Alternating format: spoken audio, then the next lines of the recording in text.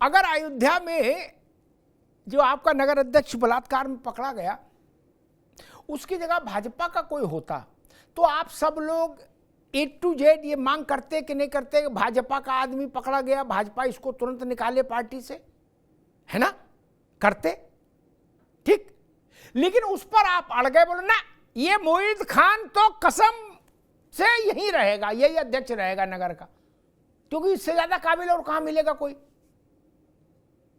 आपको नहीं लगता कि जब आप महिलाओं के खिलाफ अत्याचार पर कोई लाइन लेना चाहते हैं और वहीं पर अचानक से नवाब सिंह और मोहित आ जाते हैं उनके चेहरे, तब स्थिति खराब हो जाती है अशोक जी? तब हमारे राष्ट्रीय अध्यक्ष जी ने कहा कि डीएनए टेस्ट करा करके जो अधिकतम सजा हो दी जाए, इसमें क्या बुराई है। आप साइंटिफिक एविडेंस की बात कभी कर रहे थे अध्यक्ष जी, तो साइंटिफिक एविडेंस आप उसका लाइए और उसके बाद जो अधिकतम सजा हो दिलाइए। रह गई बात पार्टी में रखने निकालने की, आप ये बताइए, अभी आप कहेंगे रोज एक ही एग्जाम्पल आता है, ब्रिजभूषण शरण सिंह को लेकर के कितना मांग किया गया, सारे दल के लोगों ने मांग किया कि उनको पार्टी से एक्सपेल करिए, लेकिन टिकट भी उनके घर में दे दिया गया। तो ये भारतीय जनता पार्टी हमें आदर्श न सिखाए कि कोई अगर ऐसा बेंचमार्क स्थापित करके बताते कि देखो हमने ये कर दिया। ये कहते हैं हम चाल चरित्र चेहरे वाली पार्टी, हम सिद्धांत वाली party, party with the difference, फलाने ढकाने क्या क्या कहते हैं अपने लिए, कुछ तो आदर्श स्थापित करते अमिताभ जी। अगर बीएचयू के रेपिस्टों को सजा देते तब हम मानते हैं। अशोक एक मिनट, मैं समझ गया अशोक भाई, समझ गया। मतलब आप कह रहे हो कि चूंकि इनने, हालांकि ब्रजभूषण के खिलाफ छेड़खानी का मामला चल रहा है, ठीक, रेप का नहीं कोई मामला है, इस बात को भी हिंदी में समझो सब लोग, ब्रजभूषण के खिलाफ छेड़खानी का मामला चल रहा है, ठीक, और कोर्ट ने जमानत दी, भाजपा ने तो जमानत दी नहीं। आपका जो चेला है आम आदमी समाजवादी पार्टी का जो नगर अध्यक्ष है, वो विशुद्ध रेप में गया है और माइनर के साथ रेप में गया भैया। अच्छा, अगर उसको आप सपा से हटा देते तो कोई सपा की सीटें कम हो जाती, 37 नहीं रहती, सांसद इस्तीफा दे देते उसके सम्मान में क्या? अब इसमें एम और वाई का खेल देखोगे तब तो फिर समस्या फंसेगी अशोक बाबू। मैं ये नहीं समझ पा रहा, कुलदीप सेंगर को इन्होंने पार्टी से निकाला, क्या भाजपा खत्म हो गई उन्नाव में? नहीं ना, कुलदीप सेंगर के भरोसे पार्टी चल रही थी क्या? निकाल बाहर कर दिया। आप मोहित से क्यों चिपके रहे? ये प्रश्न मैंने सपा के कई नेताओं से व्यक्तिगत तौर पर भी पूछा, वे क्यों, आपको मोहित में क्या इंटरेस्ट? भगाओ उसको, इसमें बुलडोजर चले चाहे गाज गिरे, हटाओ इसको। और अगर आपको लगता है आदमी सही है तो क्लीन होके आए तो ठीक है। आप उससे कह रहे हो मोहित के मामले में कि डीएस वैज्ञानिक जांच के परिणाम आए तभी मोहित पर आक्षेप लगे, और दूसरे से कह रहे हो रामलाल ने तुम्हें नहीं चोर बोला, बोले फांसी दो फांसी दो, बोले क्यों? बोले रामलाल ने चोर नहीं बोला इनको, यही वैज्ञानिक एविडेंस है। ये दो मन अपने तो नहीं चलेंगे। मोहित के लिए वैज्ञानिक जांच है और दूसरे के लिए बोले फांसी दो फांसी दो, अंतर है। खैर संजय राणा जी, मसला वही, तेरा अपराधी और मेरा अपराधी, वहीं से चीजें खराब हो जाती हैं और कभी अपराधियों को इधर से संरक्षण मिल जाता है, कभी उधर से, और मौज में अपराधी आ जाता है। जी जी अमिताभ जी, देखिए अभी हमारे अशोक भाई ने क्या बात बोली है कि डीएनए टेस्ट और साइंटिफिक करा करके उस पे उसको सजा दे दी। अरे भाई साहब, अगर आप बलात्कार की चीजों को ध्यान पूर्वक पढ़ लेंगे, जो मेरे हाथ में पेन रखा है ना, पेन से अगर किसी महिला के साथ या किसी ऐसे अंग में डाल देंगे, उसको भी रेप की श्रेणी में रखा जाता है, जाके पढ़ लीजिएगा, उसमें साइंटिफिक एविडेंस की जरूरत नहीं। इसलिए आते हैं मुख्य प्रश्न में। देखिए समस्या क्या है, जहां भी एक विशेष समुदाय की बात आ जाती है तो जितने भी विपक्षी पार्टी हैं, स्पेशली जो 20% की राजनीति कर रहे हैं, उनको लगता है कि 20% से ही हमारा जीवन चालू होता है और 20% पे ही हमारा जीवन खत्म हो जाता है। तो उनके साथ समस्या है। भाई मोइन हो, संजय कुमार हो, संजय राणा हो, अगर कोई भी गलत काम करता है, क्रिमिनल एक्टिविटी में लिप्त पाया जाता है, उसके खिलाफ कार्रवाई होनी चाहिए और उसको बंद कर देना चाहिए। सब लोगों ने बोलते हैं बनारस के बीएचयू में घटना घटी है, भैया बीएचयू वाले को उठा के बंद कर दिया गया ना। आप बंगाल की तुलना आप गुजरात महाराष्ट्र से करने लगते हो। बंगाल की चीफ मिनिस्टर अपने खिलाफ एजिटेशन कर रही है, आंदोलन कर रही है।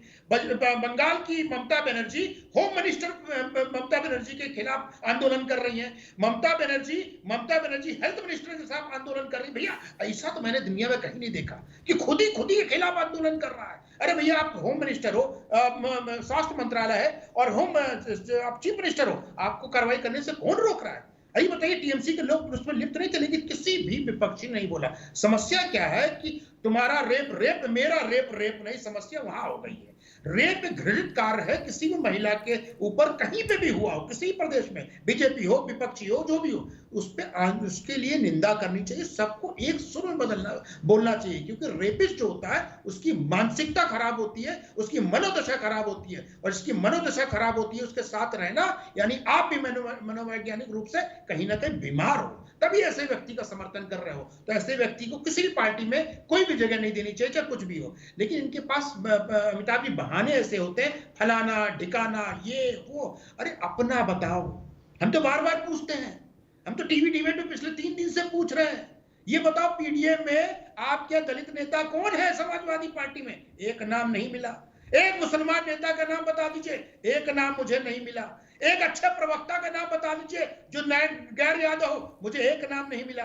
तो भैया दलित किस बात की, दलित की चिंतन की बात कर रहे हो? अगर दलित की चिंतन कर रहे होते तो श्री मायावती जी के ऊपर आपने अटैक नहीं कराया होता, और ये नारा ना होता, चरण गुंडन की छाती पे मोहर लगेगी हाथी पे, ये हम सुन के बड़े नहीं हुए होते। तो समस्या है, देशव्यापी समस्या है, लेकिन इस समस्या को दूर करने के लिए सारे राजनीतिक दलों को इस पृष्ठभूमि से बाहर आना पड़ेगा कि मेरा रेप तेरा रेप, मेरा स्टेट तेरा स्टेट। भैया कानून के हिसाब से चलेगा, चाहे वो कहीं पे गलत काम किया गया उस पर प्रश्न चिन्ह उठेंगे, और प्रश्न चिन्ह उठने चाहिए, और उस पर कार्रवाई भी होनी चाहिए। हम कहते हैं, राहुल जी की तारीफ कर रहा हूं, रायबरेली के लिए सांसद करना चाहिए। अरे इसी तेजी से बंगाल में भी कर देते, संदेश खाली में भी कर देते, अरे बांग्लादेश के लिए भी कर देते। मेरे दिल में उनके लिए बहुत सम्मान है, और सम्मान बहुत बड़ा। ठीक रंजन राणा, अभी रुकना होगा, मैं राज शर्मा जी के पास चलूंगा, फिर अशोक भाई आपका चाहूंगा, आप कुछ करेंगे। राज भाई कि हाथरस गए थे राहुल जी और प्रियंका गांधी, एक ग्रैंड गाला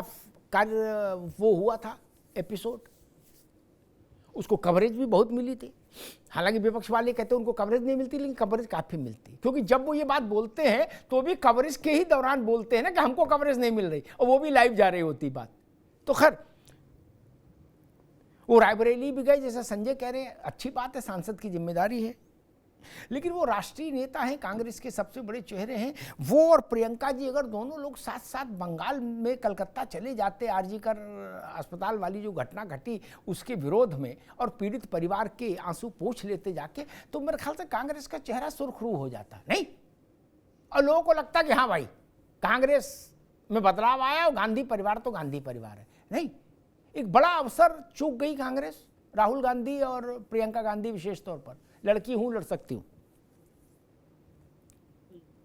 मुझे तो लग रहा कि इससे आगे चल के भी होना चाहिए था, प्रधानमंत्री जी को भी एक्शन लेना चाहिए था। मैं चाहते प्रधानमंत्री जी पीड़ित लोगों से मिलते।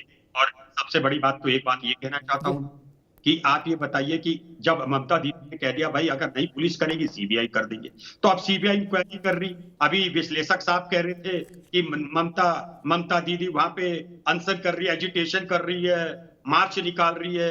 अरे तो मार्च तो भारतीय जनता पार्टी भी निकाल रही है। मैं एक बात कहना चाहता हूं अमिताभ भैया, समस्या यहाँ पे आप, मैं या बीजेपी के प्रवक्ता या समाजवादी पार्टी के प्रवक्ता नहीं है। समस्या अगर देश में बढ़ा रहे हैं तो वो राणा भाई, संजय भाई जैसे विश्लेषक बढ़ा रहे हैं।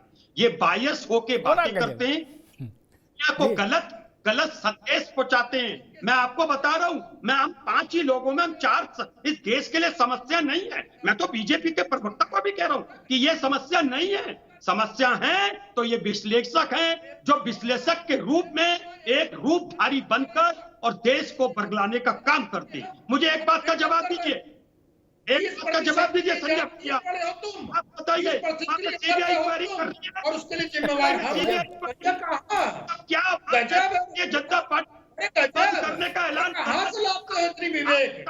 अरे विवेकहीनता कहां है? समस्या है। सीबीआई इंक्वायरी कर रही है ना, तो क्या गृह मंत्रालय और बीजेपी गृह मंत्री, अच्छा गृह मंत्री किसके, पहले बताओ गृह मंत्री किसके हैं? एक और मेरी बात सुनो, आज जैसे विश्लेषक, आज जैसे विश्लेषकों को बातों पे अगर ध्यान देगा ये भारत, तो भारत में बवाल होते रहेंगे।